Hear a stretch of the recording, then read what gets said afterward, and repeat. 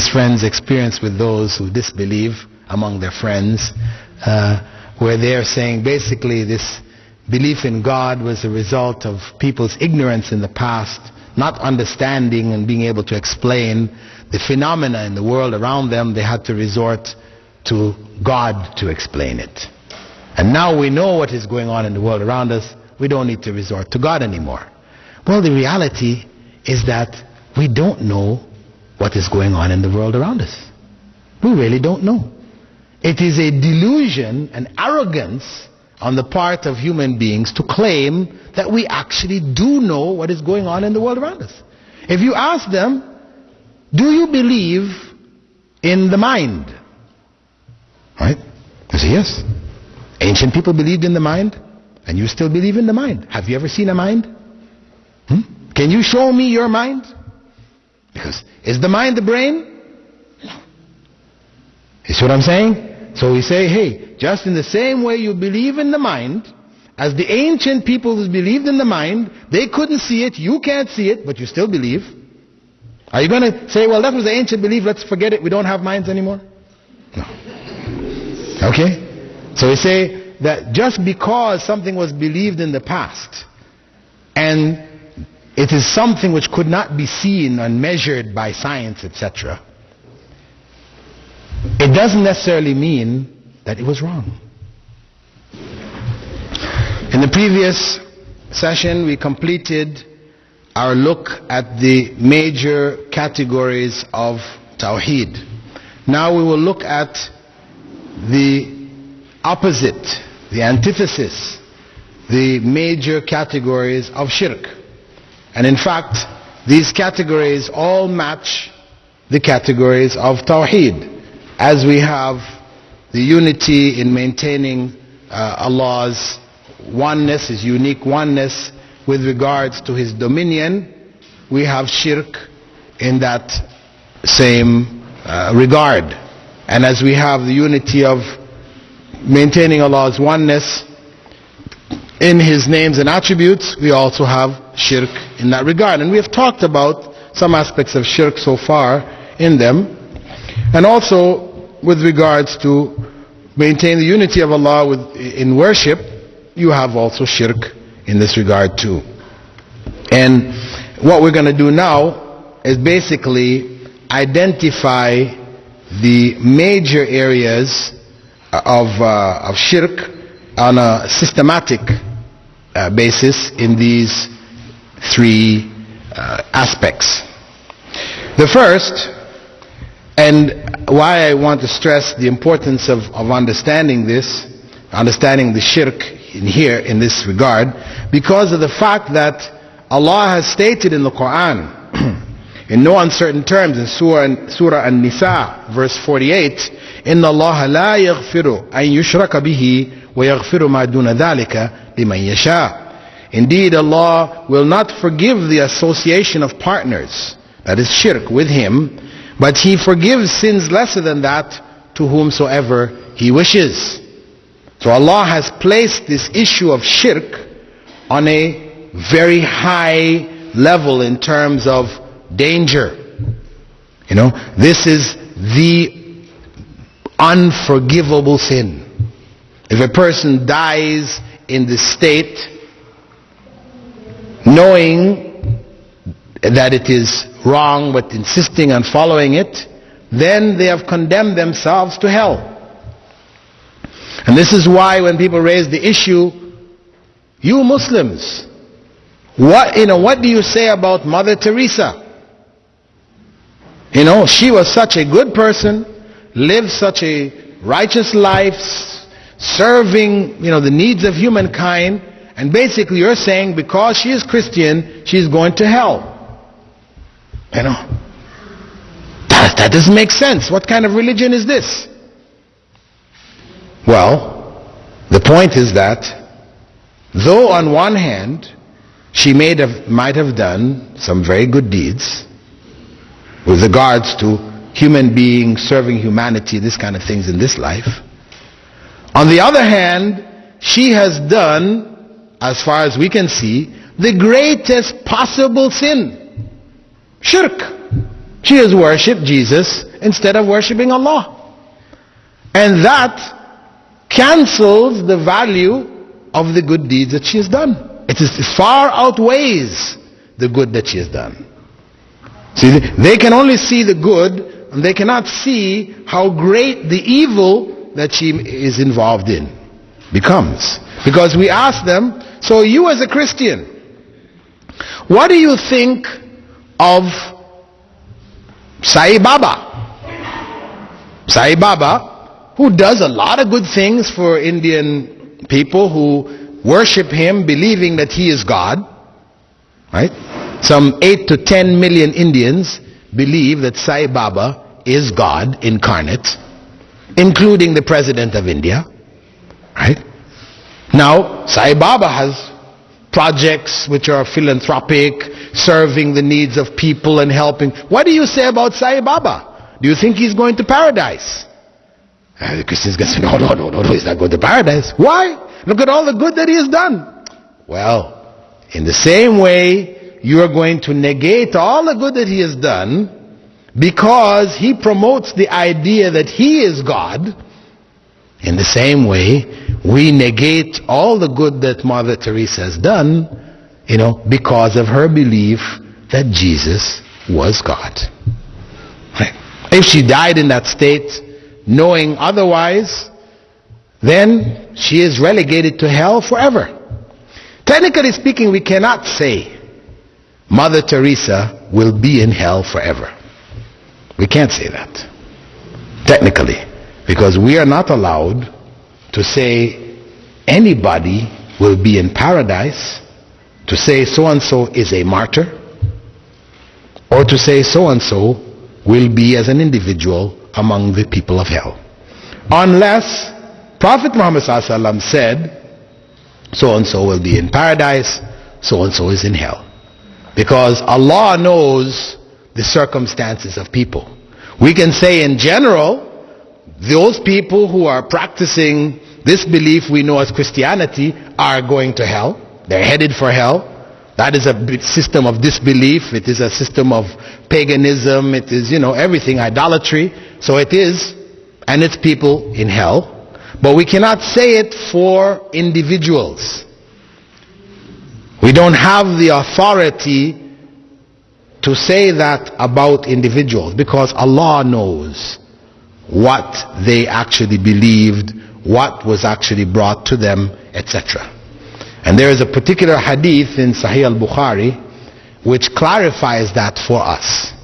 And it's the hadith of the man who, when the time for him to die came, he told his children to burn his body, to pound it into ashes, and to sprinkle some of the ashes on the land and some on the sea.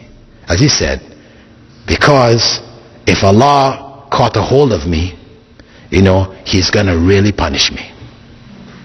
So they did what He instructed them to do. And then Allah told the earth and the sea to give up his ashes and to bring him back. And he was brought before Allah. And Allah asked him, why did you tell your people, your family to do that? He said, out of my fear of you, O Allah. And Allah said, because of it, you are forgiven and you're going to paradise. Okay? Though if you were to say today, I'm going to have myself cremated because that way Allah is not going to be able to get a hold of me, we say this is shirk. This is a statement of shirk. Because you're denying Allah's ability to resurrect you, to bring you back. But in this man's case, because it was out of his fear, sincere fear of Allah, Allah forgave the wrong act which he did, which was an act of shirk and kufr, and gave him paradise. So that's why we say, Prophet ﷺ revealed that to us, informed us of that to let us know that in the end you cannot judge. Just as he also told us, one of the first people who will be put in the hellfire will be the quote-unquote martyr. He said, that individual, Allah will ask him, what did you do with the courage and the power, etc., which I gave you? And the man will say, I used this for your sake, O Allah. I fought for your sake.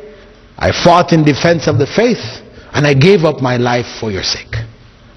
And Allah will say, you lied. You did not fight for my sake. You fought so that people would say, what a brave man. What a courageous man. What a hero. And it was said, he will be drawn away on his face and thrown into hell. This is why it is wrong to say, so and so is a martyr. We don't know.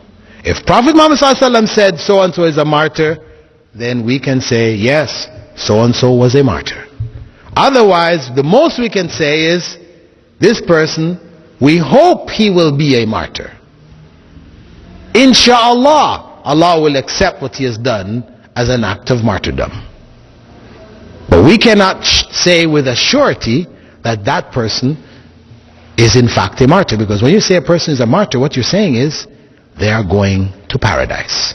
You are defining here who is going to paradise in that regard. And we're not allowed to do that.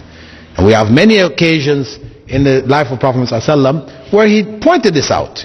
After one of the battles, he was walking amongst the dead, and some of the companions with them were with him, and they said, so and so is a martyr. So and so is a martyr. He didn't say anything. So and so is a martyr. He said no. He said, why not? All the other people that they said was martyr, his silence approved their statement. But that's one person, he said, no, he's not a martyr. He said, why, O Messenger of Allah?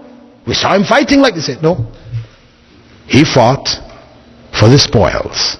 And they went, when they moved his body over, they found inside of his cloak, he had stolen some of the booty from the battle. So that's what he was fighting for. You see, externally, it looked like he died along with everybody else, a martyr. But his intention was different. And had the Prophet ﷺ not told them, they would not have known.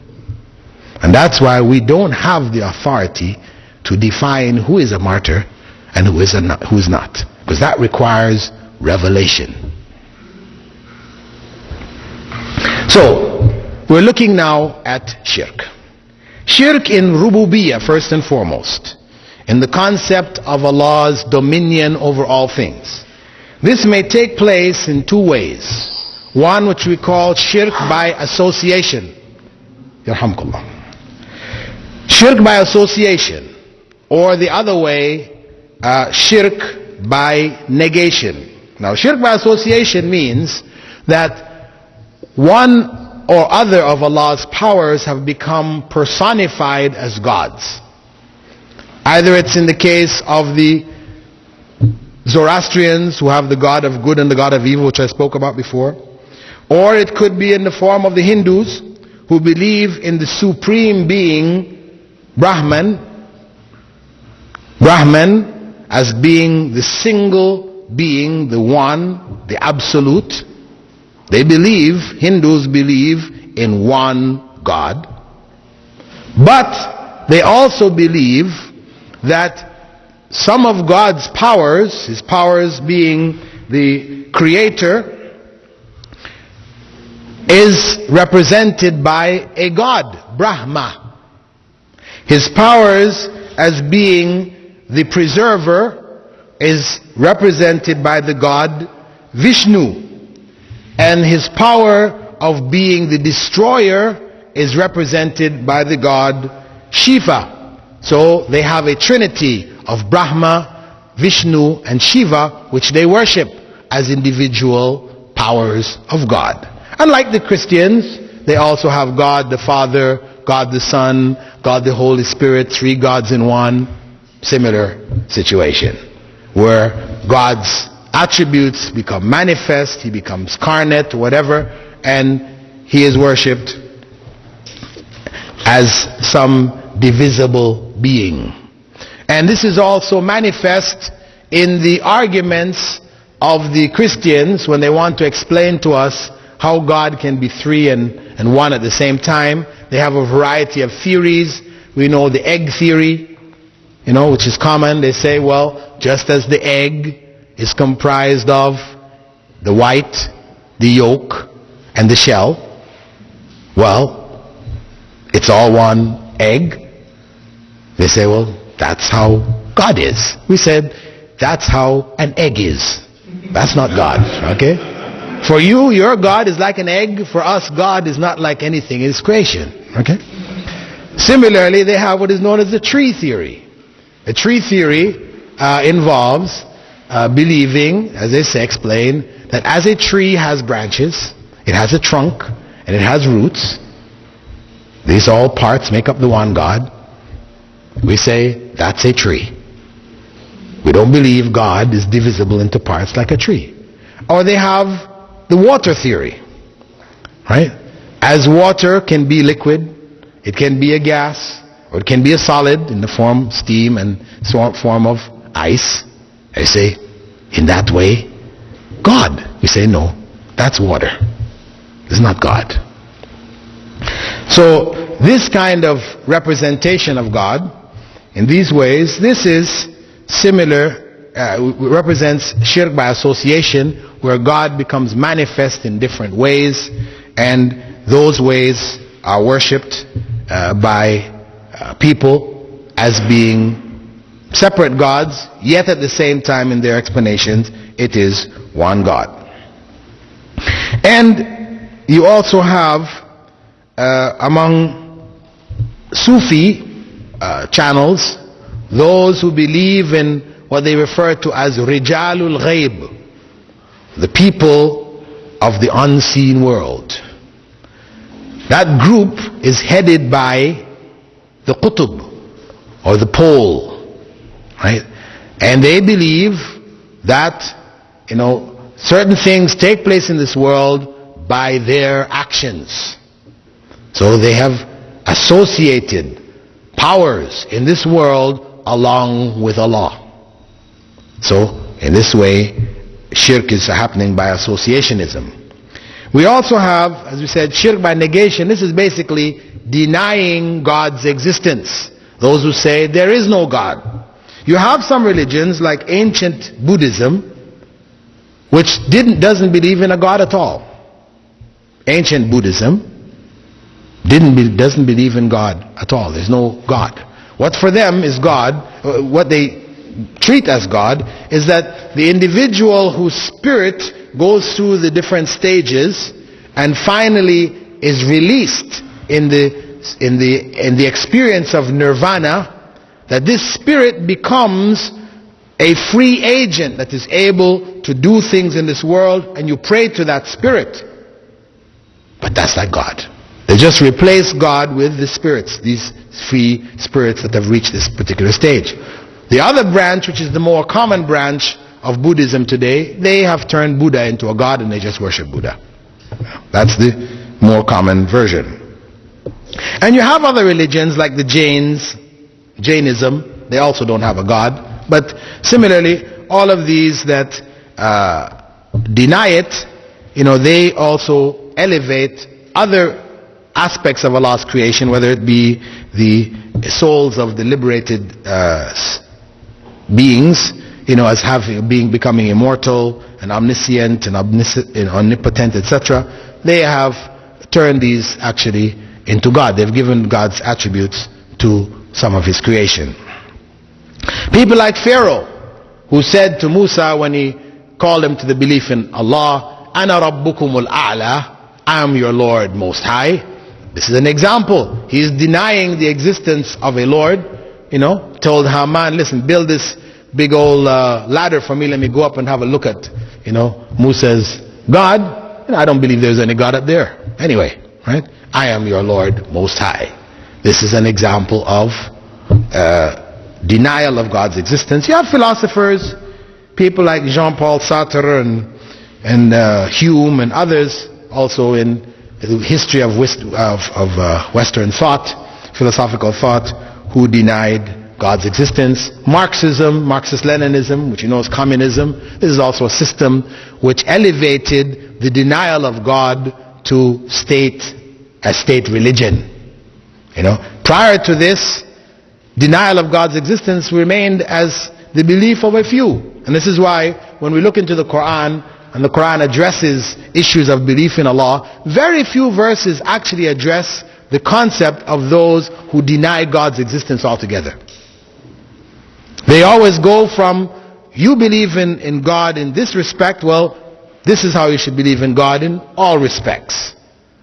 Right? As Allah said in the Quran, وَلَئِن سَأَلْتَهُمْ مَنْ خَلَقَ السَّمَاوَاتِ وَالْأَرْضِ لَيَقُولَنَّ اللَّهِ. If you ask them who created the heavens and the earth, they'll say Allah. But they have errors in this belief in Allah. Whereas there are few verses in the Quran where Allah addresses those who actually don't believe in God at all, because these have always been a minority in human existence. Of course, as I said, with this 20th century, it was elevated to state religion. In Russia, in China, and elsewhere, communism, the disbelief in God's existence, became a part of the religion of the state. I didn't call it religion, but in fact it became their religion. And what happened is that though this was officially propagated, the mass of the people still believed in God. So they were still a minority. Though it became, as I said, state religion officially, so people, if they wanted to graduate from school or they wanted to get certain posts, they had to externally repeat these claims that God doesn't exist. Internally, they didn't really believe it. And that's why when these systems fell, you found people rushing back to religion. Because now there was no pressure on them, they were free, they left those beliefs because it was only an external thing. And in any case, what we could point out is that even those people who deny God's existence, if you actually pin them down, they do have gods that they worship. They do. Because everybody has to have a God. It is their explanation for things. You find it there. If you go and you ask that individual who's an atheist, okay, you don't believe there's a God. Now, you are a successful businessman. However, such and such a person, who was your classmate, who came from a similar background as you, who graduated with all the different things, he is an utter failure. Why? Utter failure, why? What does he say? My good luck. His bad luck. And if you go and you pin him down to the various events which are taking place in his day or her day, you will find them when you ask them, what about this? They say good luck. What about that? Bad luck. What about this? Good luck. What about that? Bad luck. So you find they're saying bad luck and good luck controls the whole of their life in the end. And the other term which they use instead of luck, they say fortune. My good fortune. Now the term fortune, right, comes from the Greek term fortuna, which is the name of the goddess of good and bad luck. Fortuna. So that's their god. Fortune. The ancient Greek goddess.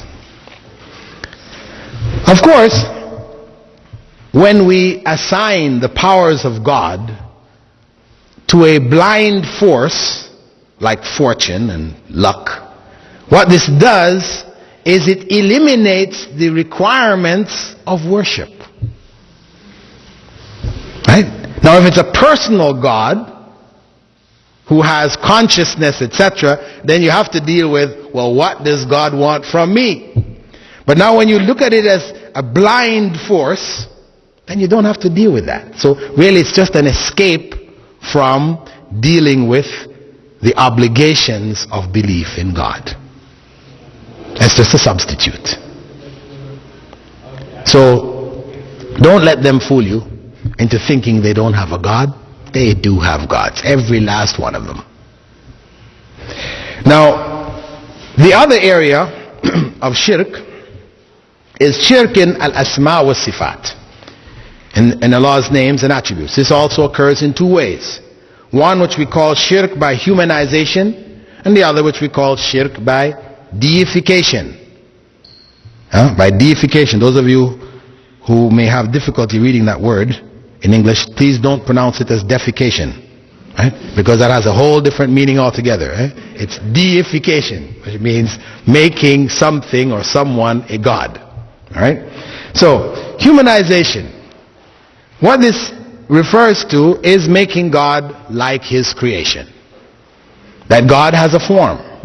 Whether it is a human form, or an animal form, or whatever form, this is, in general, we can call it shirk by humanization. Why? Because people, generally speaking, represent God in human form. Human beings looked at as being the highest stage of creation, then they more commonly represent God in their own form. And of course, historically speaking, this is what Christianity has portrayed. When they promote the idea that Jesus was God, right? And they have their paintings, Michelangelo's painting in the Sistine Chapel, where he spent so many months and years on his back painting this picture, the famous picture you see of this man reaching down and the other man reaching up, and there's like their fingers are like this, and this representing God giving the spark of life to Adam. Of course, when they represent God, He is represented as a European, with a big long white beard, right?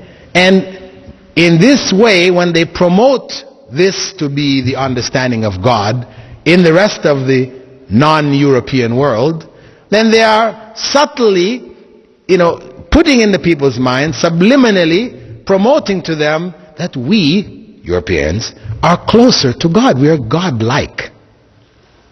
And this creates in the minds of the non-Europeans a desire to look like a European. So you'll find them doing all kinds of things, whether it's skin whiteners or it's, cutting the slits out of your eyes, or, people into this whole practice of trying to look like a European. Because it has been promoted to them that this is God-like, closer to God. Right? And of course, it's the nature of people to do this. Right? I don't necessarily believe that this was an insidious plan by the Christians of Europe, that they were trying to really make everybody believe. But that's just the natural consequence. That people who make images of God tend to make images of God looking like themselves. So when you go to the Buddhists, and Buddhism has spread from India, you don't find it in India anymore, though it was a reform movement in Hinduism. You find it in Sri Lanka, Cambodia, in Japan. Now if you go to Sri Lanka, Buddha looks like a Sri Lankan. If you go to Cambodia, he looks like a Cambodian. You go to Japan, he looks like a Japanese. This is the nature of people. When they're going to represent the God to their own people, they try to make that God look like themselves. Right? So this is the natural consequence which happens from trying to represent God in His creation. The other form, shirk by deification, this involves giving Allah's attributes to His creation. We spoke about that in Shiaism and etc. Now, whether we look at individuals, and I mentioned as one example the Nusayris, which is a branch of Shiaism, followed by the ruling class of Syria. Right? The Nusayris, Hafid Assad, his son, and the others, they belong to this group of Shiites who call themselves Alawis. They're called Alawis or Nusayris. They believe, and the mass of Syrians don't believe this. Mass of Syrians are quote-unquote Sunni Muslims. But the ruling class, they believe that Allah became manifest in human form as Muhammad ﷺ, Ali, and Salman al-Farisi. This is their belief. And this takes them right out of Islam. That is kufr in reality. Right? Now, also, if we look at Sufi groups who have given powers, amongst Muslims who call themselves Sunni Muslims, you have those who have given powers of Allah to human beings. Powers which only belong to Allah. And where they have done that, they have committed shirk by deification. The statement of Al-Hallaj, saying, Ana al-Haq, I am the embodiment of truth. As Allah said, describing himself, Wahu al-Haq, he describes himself as being al-Haq. For any Muslim to say, Ana al-Haq, he's basically saying, I'm Allah. So he's giving Allah's attribute of being the embodiment of truth to himself. This becomes shirk by deification. The other area of shirk by deification is an area that many of us have inadvertently participated in when we went to our high school and we learned Einstein's theory of relativity. When we wrote in our books E equals mc squared, we were writing a statement of shirk. E equals mc squared is a statement of shirk. Yes, people split the atom with it and everything else, but the reality from an Islamic perspective is that this statement E equals mc squared, which is E represents energy, equals mc, that is the square, this is the mass times the square of the speed of light. This is how it is put in actual formula. But when it is expressed as a statement, it is said that energy can neither be created nor destroyed. This is what they say. Energy transforms into matter, matter transforms back into energy. This is the concept, a closed system. So when you say energy can neither be created nor destroyed, what are you saying here? You're saying that energy has no beginning nor end. And that is Allah. Only Allah is without beginning or end. And Allah, of course, has said in the Quran, وَهُوَ خَالِقُ كُلِّ شَيْءٍ. He is the creator of everything. Therefore, energy was created by Allah. And Allah also said, كُلُّ مَا عَلَيْهَا فَانٍ. Everything in this world will disappear. It will end. Go out of existence. And Allah will bring it back. So everything has an end. Energy will end. It has a beginning and it has an end. That is the correct belief. So therefore, those of us that are still in our studies and we have to learn this thing, in high school, what do? The teacher asks you what's Einstein's theory of relativity. What are you going to write in your book now? Now if you write, hey, this is the statement of shirk, I can't write it, guess what? You just failed your examination. So what you do is when you write this, E equals mc squared, you put in brackets after it, by man. By humankind. Okay, you're covered. Well, we accept that. Human beings, we cannot create or destroy energy. Now, of course, the Darwinian theory of evolution, this is also an explanation for everything which exists, as they say, without having to resort to God. So they elevate the principle of survival of the fittest to God. It becomes the God. This is what is creating and developing and molding and shaping and all these different things. This principle of survival of the fittest. And, of course, as Muslims, we reject that. It is all in accordance with Allah's plan.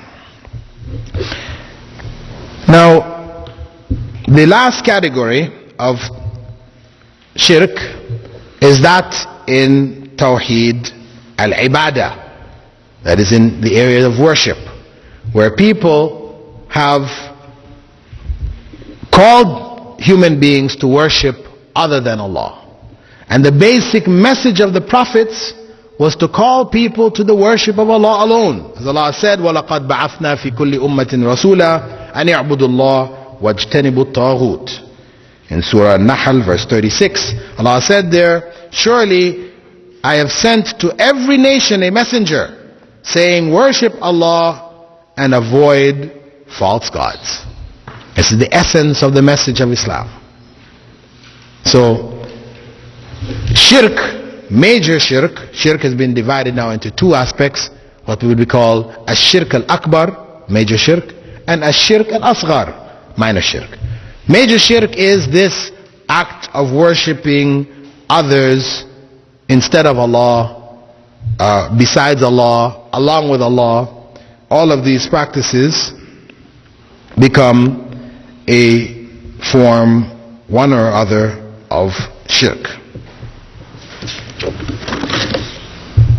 And as we said before, as Tawheed has external aspects, shirk and internal aspects, shirk also has external and internal aspects. That a person may commit shirk externally by bowing before idols, bowing before others beside Allah, and internally they can commit shirk by emotionally attaching themselves to some aspects of His creation. This is why Prophet ﷺ had said, Ta'isa abdud dirham wa abdud dinar. The worshipper of the dirham and the dinar will always be miserable.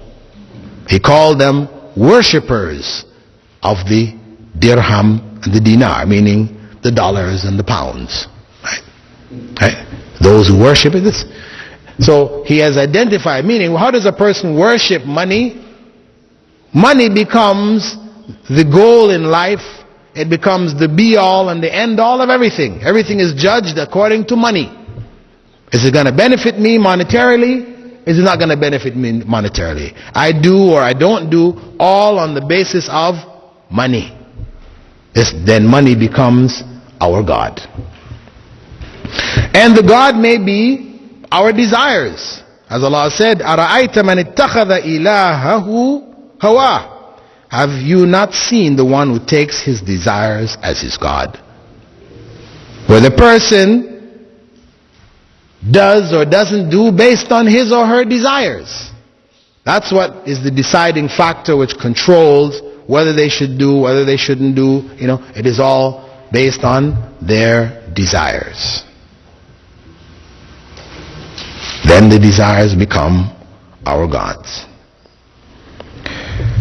And shirk al-asghar, Prophet Muhammad ﷺ had said in a well-known hadith, the thing I fear most for you is ash-shirk al-asghar, minor shirk. The companions asked, O Messenger of Allah, what is minor shirk? He replied, ar-riya.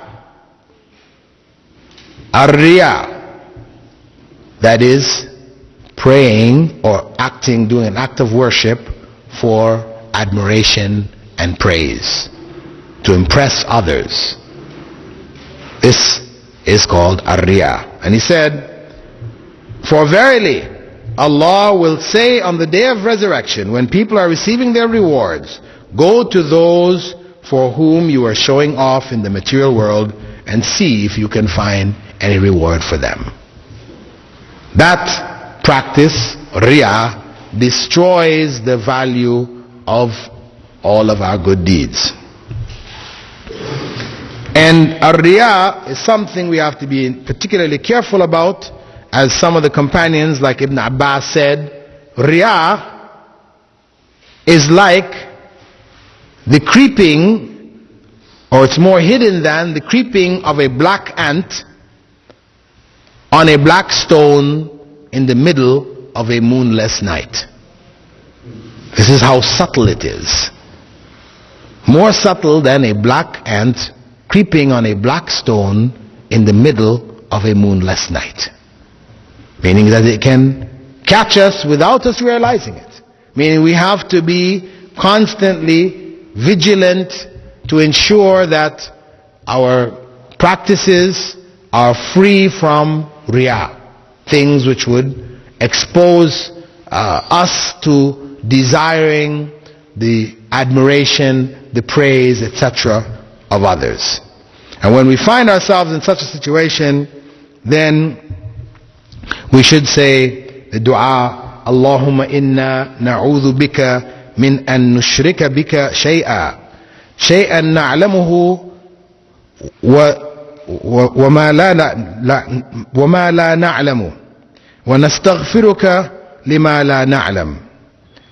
That is, Allahumma inna na'udhu bika an nushrika bika shay'an na'lamu wa nastaghfiruka lima la na'lam. O Allah, we seek refuge in you from knowingly committing shirk with you, and we ask your forgiveness for what we do not know about.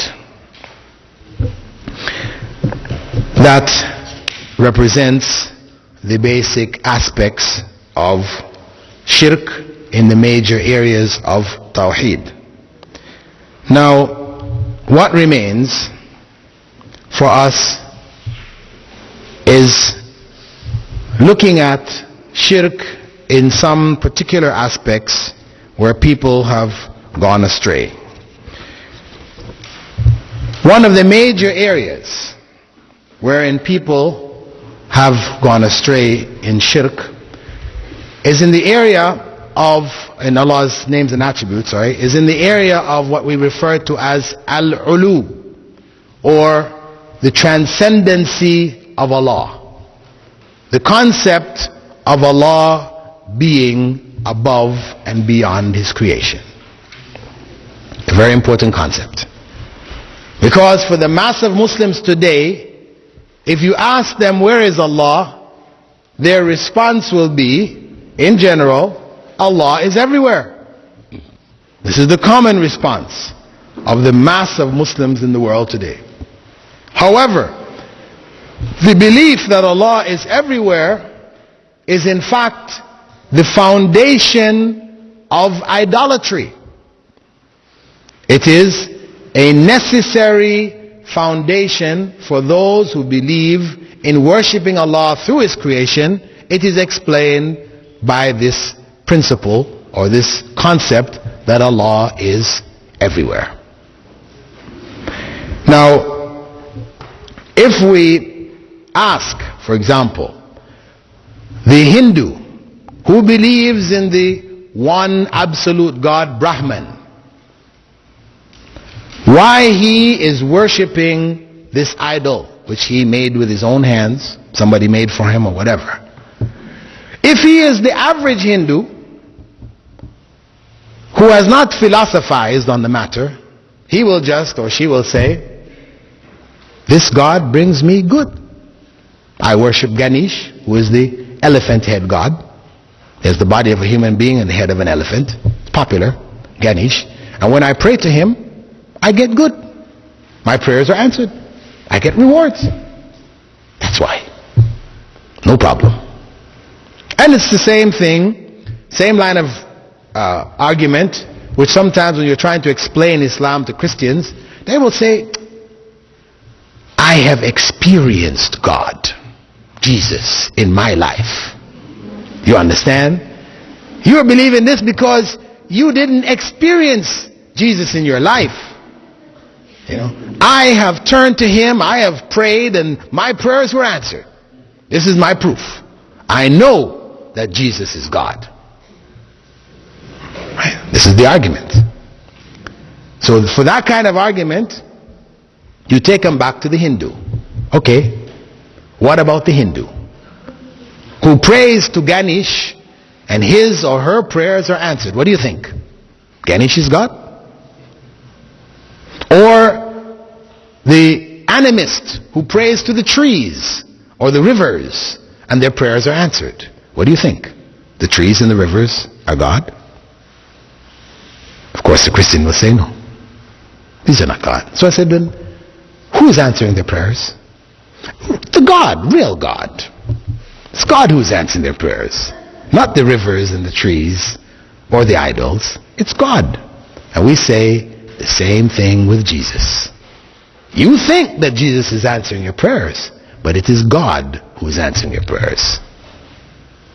And really, the difference between Ganesh and Jesus is only semantics. They're only words. In reality, Jesus was part of God's creation, just as Ganesh and the others are part of God's creation.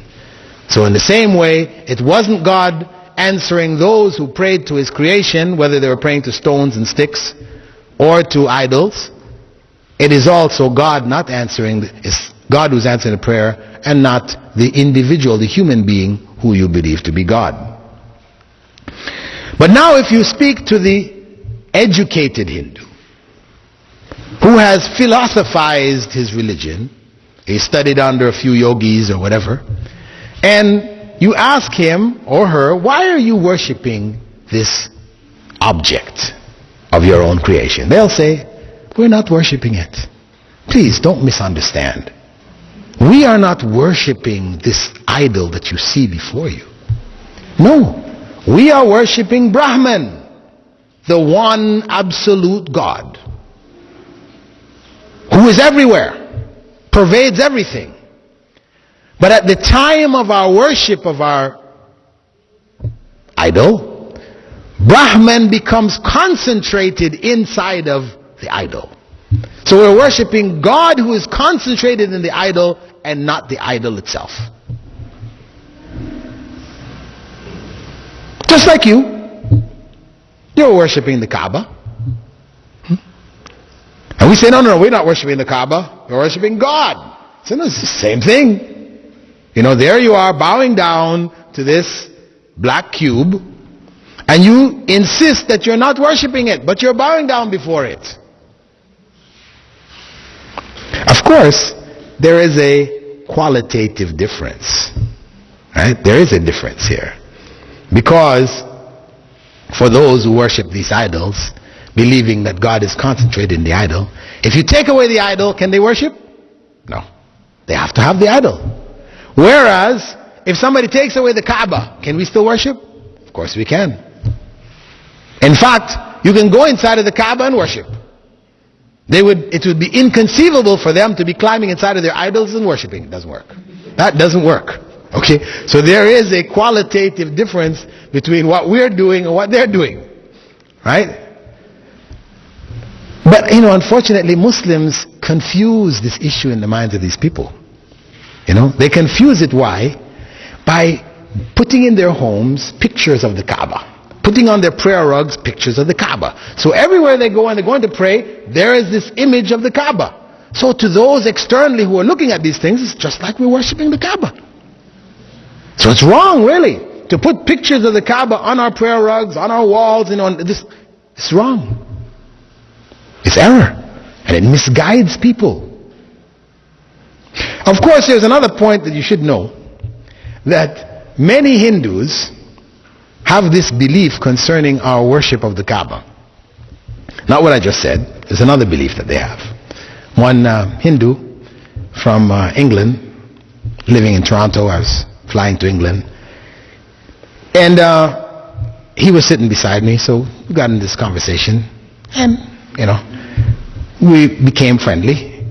So he now felt he could ask me a question. He said, listen, I have this question that's been bothering me all my life. But I couldn't ask any Muslim. I had Muslim friends, but I felt shy to ask them this, But, I can see you are open-minded and, you're coming from a Western background. So, do you mind if I ask you this question? I said, sure, go ahead. He said, growing up, my parents told me, and my brothers and sisters, that inside the Kaaba, you have one of our gods called Shiva Lingam. I started to laugh, of course, I said, he looked at me, smiled, he saw me laughing, and he said, yeah, that's what they told us, it was in the, and also in Medina, that's what you have there in that mosque of the Prophet, you got Shiva Lingam there too. Well, I explained to him that, of course, this is not true, we don't have any one of your idols inside of the Kaaba. You can go inside the Kaaba, it's open, there's nothing inside there. Anyway, so if you're giving da'wah to Hindus, just be aware of this, that a number of them have this idea, this concept that we have inside of the Kaaba one of their gods. And it's good for you actually when you're involved in this thing too. You should go and look up what Shiva Lingam stands for. You go up and look up what Lingam stands for and you'll be shocked. Right? Anyway, but it's good to know it because in the course of da'wah with them, it's good to clarify these points because sometimes they don't even realize it themselves. You know? Anyway, what we're saying here is that this belief in God being everywhere is the basis of a number of these individuals who believe in idolatry. And it becomes the justification for Al-Hallaj, who we spoke about earlier, is from the 10th century, who claimed an al-Haq. He was a Sufi. He became what they call among the Sufi saints, who was put in the hierarchy of saints. And people will call on him Al-Hallaj. He was known for this famous statement, an al-Haq. When the Muslim judges brought him before them, and asked him to retract this statement because of its implications, he stood up in the court and he opened up his cloak and said, "There is nothing inside this cloak except Allah." So he removed from them any doubts about what he intended. At that point, the only thing left to do was to execute him. So they cut off his head. Of course, the Sufis in their books, they write that when his head was cut off and it hit the ground rolling, it kept on saying, "An al-Haq, an al-Haq, an al-Haq." They said, okay, this is proof that what he was saying was right. He was killed, wrongly, etc., etc. Really, he was on the truth. Of course, for us, even though this story is probably apocryphal, not authentic, if we concede to them that it did happen, no problem.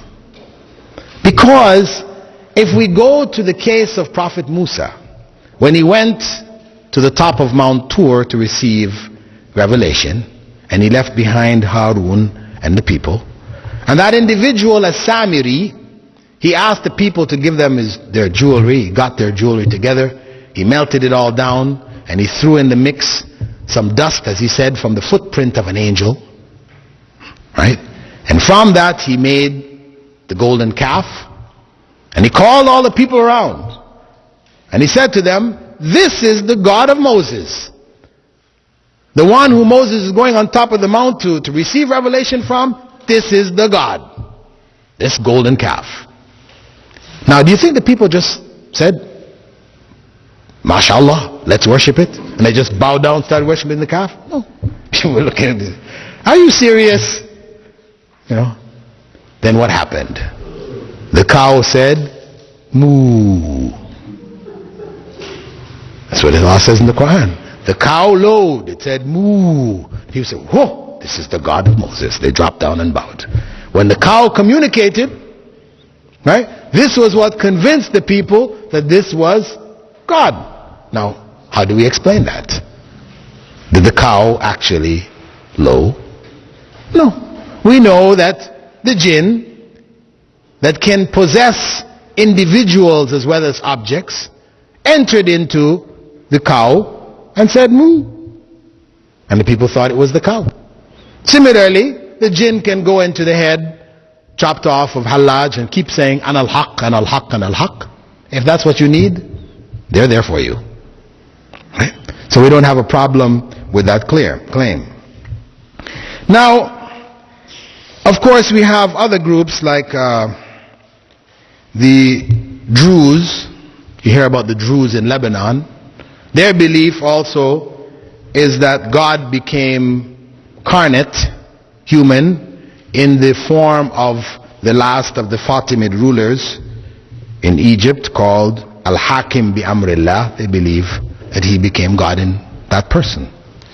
The Ismaili Shiites, Aga Khanis, right, whose leader is Abdul Karim Aga Khan, they believe that their Imam is God incarnate. In fact, when one of the earlier Imams of theirs, the one who was weighed and given his body weight in gold, in platinum, and in diamonds by his followers, when he was asked in Egypt, because they have they were based in Egypt. When he was asked, why do you allow your people to worship you? He said, in my country, people worship a cow. He's from India. Surely I'm better than a cow.